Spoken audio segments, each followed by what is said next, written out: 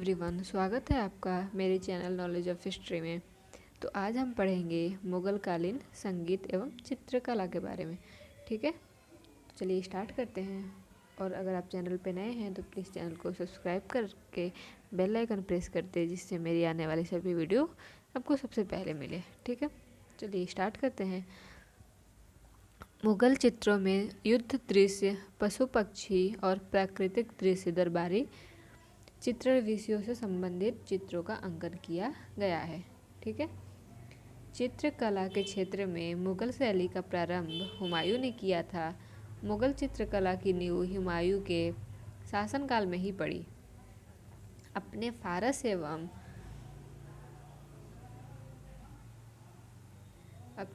एवं अफगानिस्तान में निर्वासन काल में उसने मीर सैयद अली और ख्वाजा अब्दुल रसमद नामक दो पारसी चित्रकारों की सेवाएं प्राप्त की, जिनके द्वारा ही मुगल चित्रकला की शुरुआत की गई थी। ठीक है,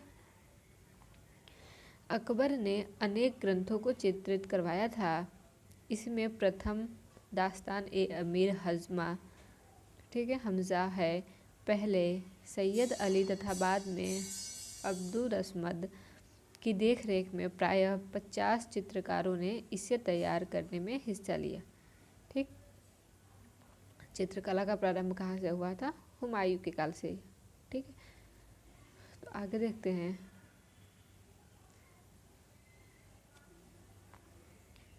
मोहम्मद साहब, ठीक है, इसमें करीब 1400 चित्र हैं। यह ग्रंथ फारसी नायक अमीर हमजा, जिसको कहा जाता था मोहम्मद साहब के चाचा, ठीक है, इनको क्या कहा जाता था? अमीर हमजा को मोहम्मद साहब के चाचा के वीरतापूर्ण कारनामों का उल्लेख करता है। ठीक, मुगल चित्रकला जहांगीर के शासनकाल में अपने शिखर पर पहुंच गई थी। ठीक है, चित्रकला जो है किसके काल में चरम पर पहुंची थी? ठीक है, जहांगीर के काल में। जहांगीर चित्रकला का बड़ा कुशल पारखी था। ठीक है, वो इतना पारखी था कि वो देख के बता देता था कि ये किसने डिज़ाइन किया है, या फिर इसमें कलर कौन किया है, और पक्षियों की रचना किसने की है। ठीक है, वो इतना कुशल पारखी था।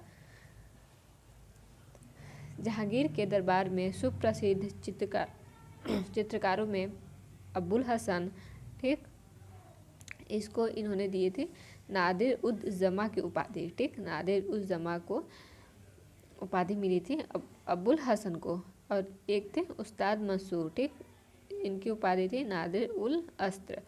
फारूक बेग, बिशन दास, अका रिजा, मोहम्मद नादिर, मोहम्मद मुराद, मनोहर, माधव, गोवर्धन इत्यादि उल्लेखनीय है। अबुल हसन ने जहांगीर के सिंहासनारोहण का एक चित्र बनाया था, जिसे जहांगीर की आत्मकथा तुजुक ए जहांगीरी के मुख्य पृष्ठ पर लगा दिया गया। ठीक है, इस प्रकार जहांगीर के काल को मुगल चित्रकला का स्वर्ण युग कहा जाता है। ठीक, मुगल चित्रकला का स्वर्ण युग किसे कहा जाता है? जहांगीर के काल को।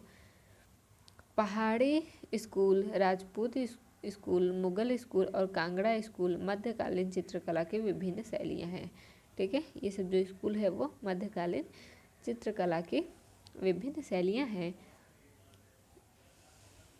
आगे देखते हैं। और हाँ, प्लीज़ अगर आप लोग को मेरा वीडियो अच्छा लगे तो लाइक और शेयर कर दें। औरंगजेब ने संगीत को इस्लाम विरोधी मानकर उस पर पाबंदी लगा दी, परंतु उसी के काल में फारसी भाषा में भारतीय शास्त्रीय संगीत पर सर्वाधिक पुस्तकें लिखी गई। औरंगजेब संगीत विद्रोही होने के बावजूद स्वयं एक कुशल वीणा वादक था।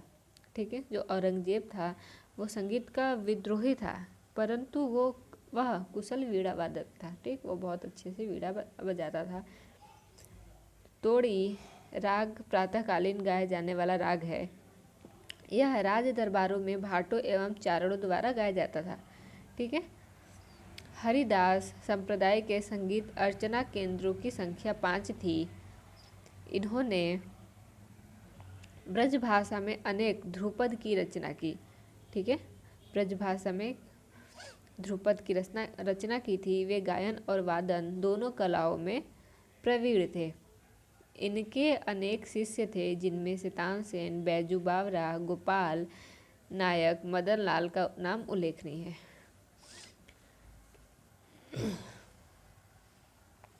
आगे देखते हैं। अकबर के शासनकाल के दौरान तानसेन और स्वामी हरिदास प्रमुख ध्रुपद गायक थे। तानसेन अकबर के दरबार का प्रसिद्ध संगीतज्ञ था। तानसेन का मूल नाम रामतनु पांडे था। वह अकबर के 9 रत्नों में से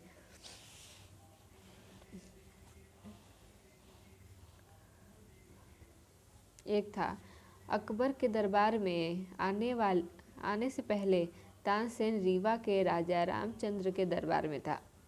ठीक है, वो अकबर के पहले कहाँ रहता था? तानसेन के रीवा राजा रामचंद्र के दरबार में था, जहाँ से अकबर ने उसे अपने दरबार में बुलवाया और बहुत उच्च स्थान प्रदान किया।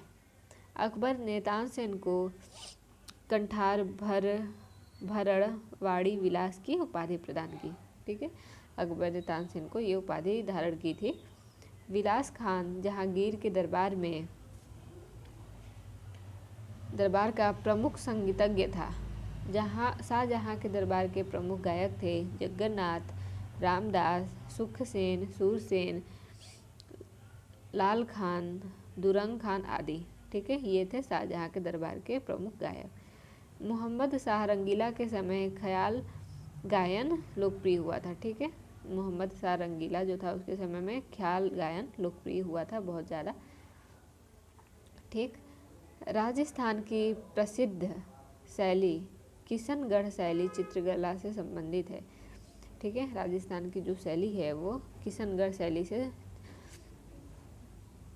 संबंधित है। यह शैली अपने श्रृंगारिक चित्रों के लिए संपूर्ण भारत में जानी जाती है। ठीक है, तो यह शैली है, दिख नहीं रहा है ना, चलिए। ठीक, यह शैली अपने श्रृंगारिक चित्रों के लिए संपूर्ण भारत में जानी जाती है। किशनगढ़ के राजा सामंत सिंह श्रृंगार प्रिय व अच्छे साहित्यकार थे, जो नागरीदास के नाम से प्रसिद्ध हुए। इनकी प्रेमिका बनी ठनी राधा का सौंदर्य इनके काव्य का आधार है। इस शैली के प्रमुख कलाकार अमीर चंद, छोटू, भवानी दास, हिनाल चंद, सीताराम आदि हैं। बनी ठनी का प्रसिद्ध चित्र निहाल चंद्र ने बनवाया था, जो किशनगढ़ शैली में है।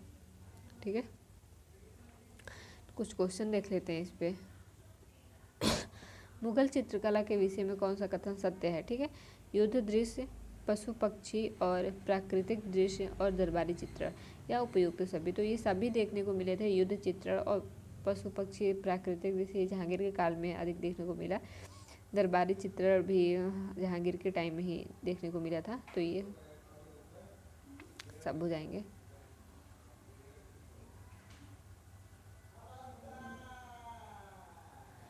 चित्रकला की मुगल शैली का प्रारंभ किया था अकबर ने, हुमायूं ने, जहांगीर ने या फिर शाहजहां ने? तो चित्रकला का स्टार्ट किया था हुमायूं ने। ठीक है, आगे देखते हैं। इसमें चित्रकला के क्षेत्र में मुगल शैली का प्रारंभ हुमायूं ने किया था।